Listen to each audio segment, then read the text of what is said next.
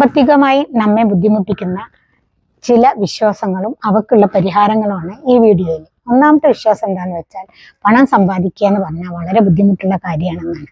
എന്നാൽ പണം സമ്പാദിക്കുന്നത് ബുദ്ധിമുട്ടുള്ള കാര്യമല്ല.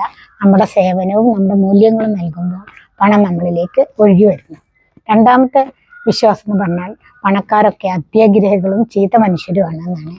എന്നാൽ പണക്കാർ എന്ന് പറയുന്നത് അവരുടെ പണം നല്ല കാര്യങ്ങൾക്ക് വേണ്ടി ഉപയോഗിക്കാനുള്ളൊരു ഉപകരണമായിട്ടാണ് ഉപയോഗിക്കുന്നത്. അതുകൊണ്ട് ആ വിശ്വാസം നമ്മൾ ഒഴിവാക്കുക. മൂന്നാമത്തെ കാര്യം, ഞാൻ പണവുമായിട്ട് അത്ര നല്ല അവസ്ഥയിലല്ല എന്നുള്ളത് നമ്മളെ പണം ഉപയോഗിക്കുന്ന ഉത്തരവാദിത്വത്തിൽ നിന്നും അല്ലെങ്കിൽ മാനേജ് ചെയ്യുന്ന ഉത്തരവാദിത്വത്തിൽ നിന്നും തടയും.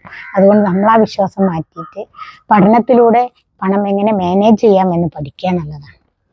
അടുത്തതായിട്ടുള്ള നമ്മുടെ വിശ്വാസം എന്ന് വെച്ചാൽ, എനിക്ക് പണം ഉണ്ടാക്കാനുള്ള പണം കൂടുതൽ ഉണ്ടാവാനുള്ള അർഹതയില്ല എന്നുള്ളതാണ്.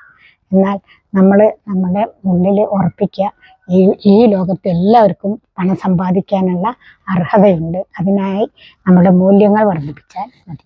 Thank you.